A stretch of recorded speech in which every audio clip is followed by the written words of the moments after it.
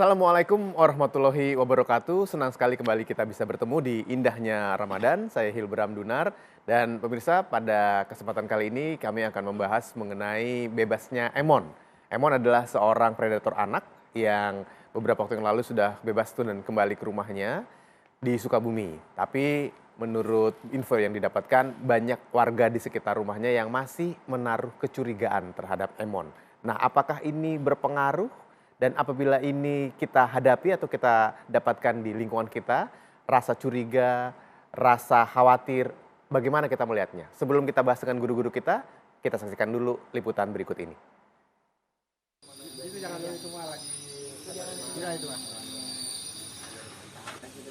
Warga binaan kelas 1 Cirebon, Andri Sobari alias Emon, pelaku pencabulan terhadap anak pada tahun 2014 silam, kini bebas bersyarat pada tanggal 27 Februari 2023 lalu. Andri Sobari alias Emon bebas bersyarat lantaran telah berkelakuan baik selama di penjara. Bahkan selama masa tahanan, Emon sering berbuat baik terhadap narapidana lainnya. Bahwa di dalam keseharian Emon ini baik, bisa berkomunikasi, bersosialisasi dan berinteraksi. Bahkan yang bersangkutan ini juga menjadi tamping perpustakaan di pembinaan, mengikuti semua kegiatan yang ada di lapas ini. Dan kami juga ada kerjasama dengan psikolog. Yang bersangkutan juga sudah diikutkan dengan ada konseling dengan psikolog. Aman, taruh.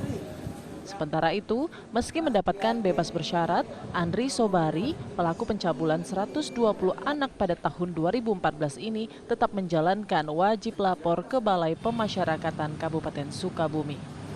Dari Cirebon, Jawa Barat, Ervan Septiawan, TV One mengabarkan. Kita akan bahas hal ini bersama dengan guru-guru kita. Sudah hadir tentunya di sini ada Kiai Sumarno Syafi'i. Assalamualaikum Kiai. Waalaikumsalam warahmatullahi wabarakatuh. Gusan, Assalamualaikum Gusan. Waalaikumsalam. Ustadz Azhari, Assalamualaikum. Assalamualaikum warahmatullahi.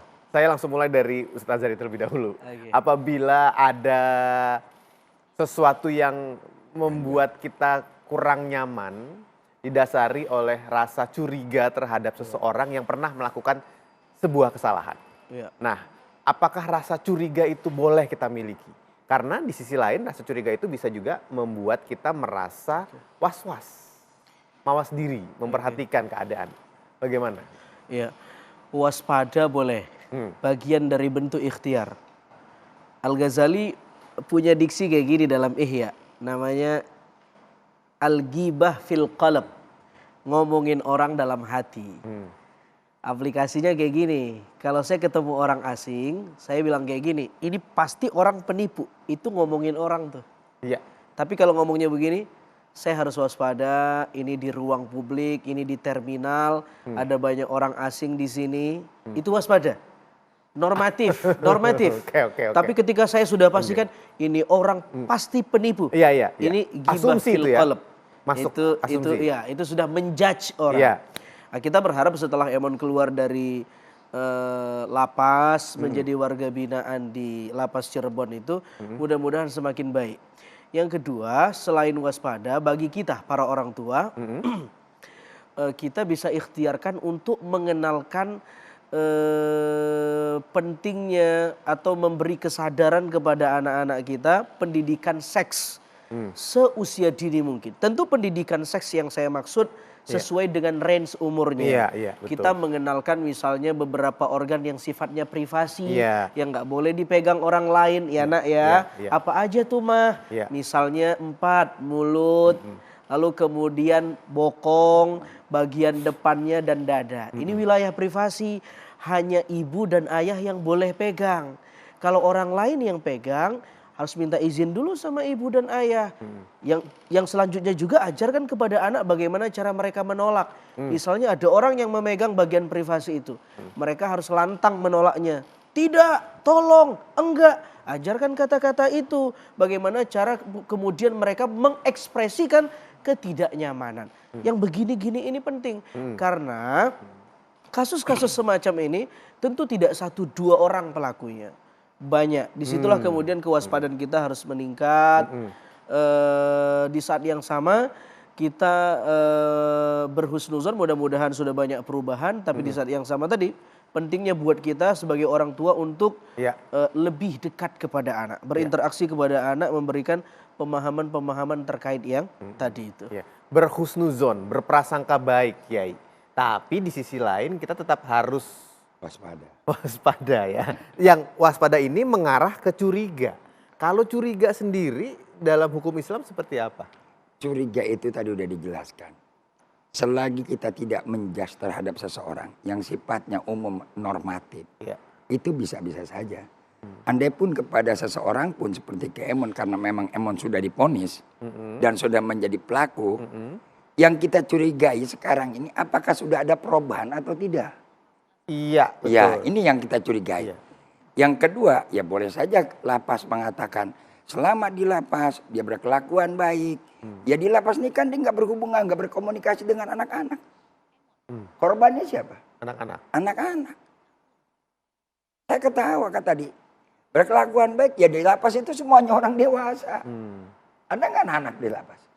Sekarang yang jadi korban kan anak-anak. Yang jadi mangsanya dia ini.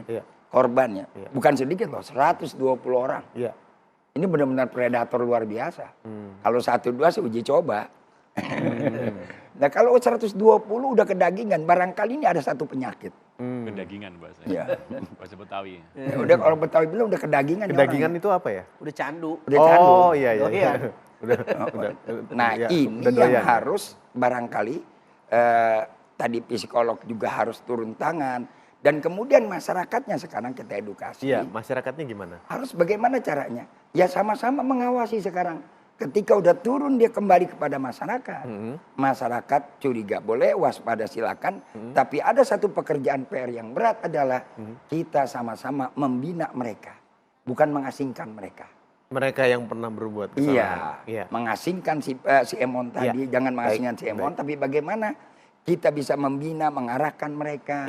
Ya, dan juga tadi anak-anak kita juga kita kenali alimu auladakum. Sebab anak sekarang ini kalau tanpa ada pendidikan dan pengenalan yang lebih dasar dari sekarang. Sebab Nabi udah bilang, fa innakum makhlukuna fi zamanin ghaira zamanikum. Maka sesungguhnya mereka itu akan hidup di satu masa yang bukan seperti masa kita dulu. Iya. Anak-anak kita ya. Anak-anak kita. Oke, saya ke Gusan dulu ya, Kiai. Gusan, bulan Ramadan adalah bulan penuh maaf. Ya. Jadi apabila ada orang pernah melakukan kesalahan, sudah mendapatkan hukuman, kembali ke masyarakat, ya harusnya masyarakat memaafkan dong orang tersebut karena sudah menjalani hukumannya. Bagaimana?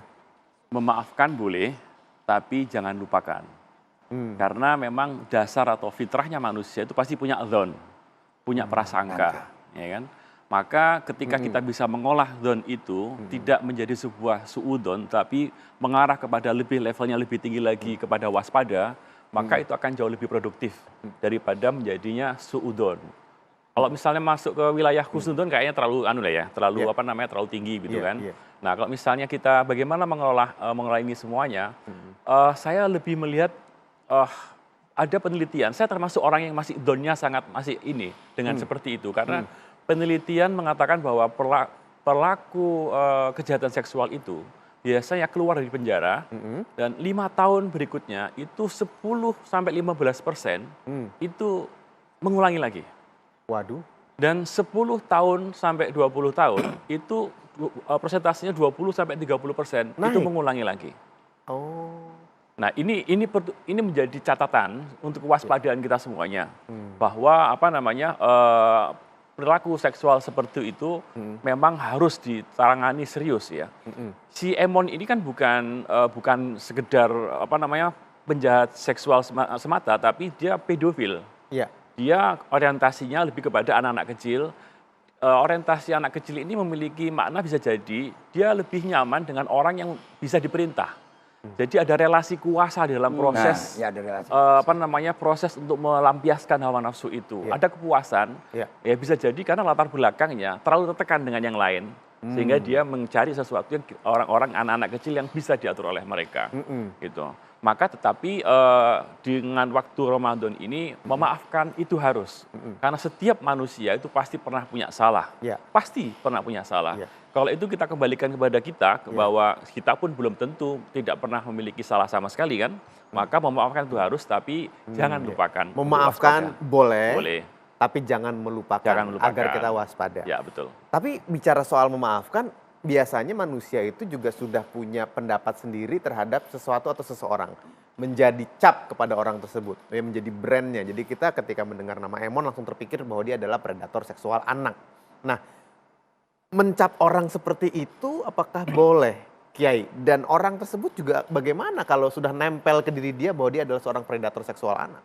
Begini, kita mencap karena ada pelakunya, karena dia sebagai pelakunya. Iya. Ya kan? Iya. Kalau kita menuduh tadi itu kan karena belum jelas pelakunya.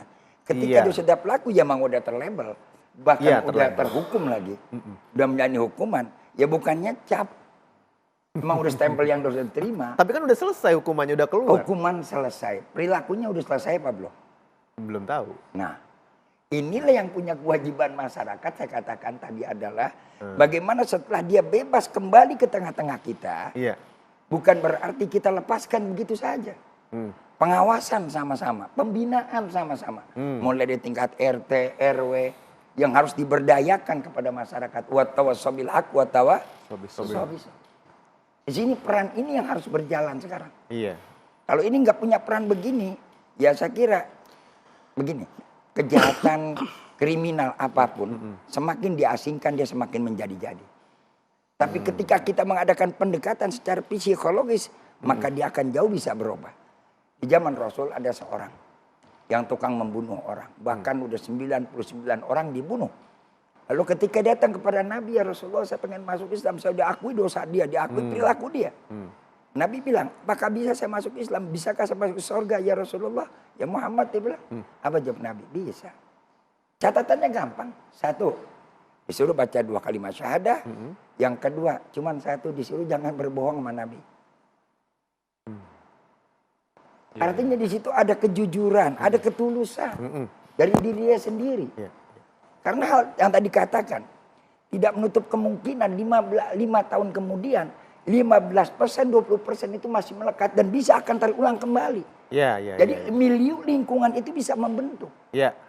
Oke, saya ke Ustadz Azhari dulu kalau begitu. Oke, saya ke Ustadz Azhari.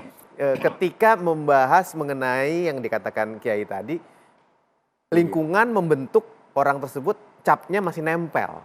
Ini menjadi hukuman tersendiri loh bagi mereka yang pernah melakukan sebuah kesalahan.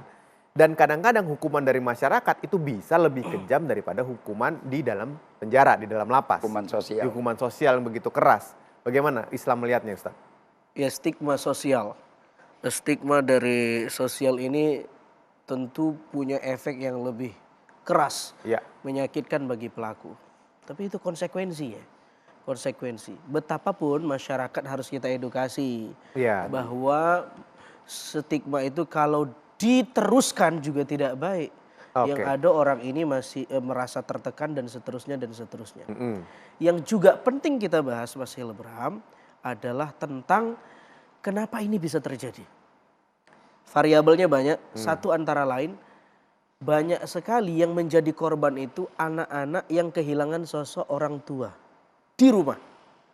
Orang tuanya sibuk, ayahnya sibuk, ibunya pekerja, lalu anaknya kemudian main-main, tidak ada yang mengawasi, lalu kemudian dekat dengan si pelaku, lalu kemudian dekat terjadi relasi kuasa tadi, kemudian terjadilah hal-hal yang tidak diinginkan.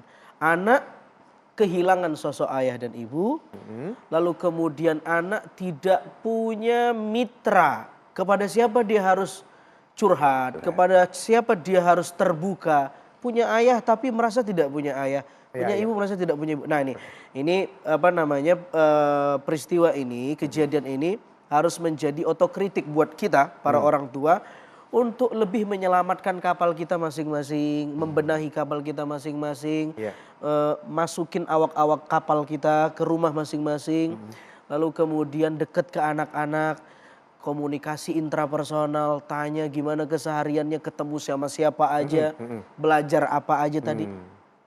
Itu sederhana tapi penting sekali. Jadi pencegahannya dimulai dari diri sendiri dan keluarga. Daripada stigma sosial. Daripada nanti dia begitu, dia orangnya begitu, nanti ada begini begitu ya. Kedekatan dengan keluarga. Baik, kita tahan dulu sampai di situ. Setelah ini kita masih akan lanjutkan pembahasan seperti ini. Anda jangan kemana-mana, kami akan segera kembali tetap di Indahnya Ramadan.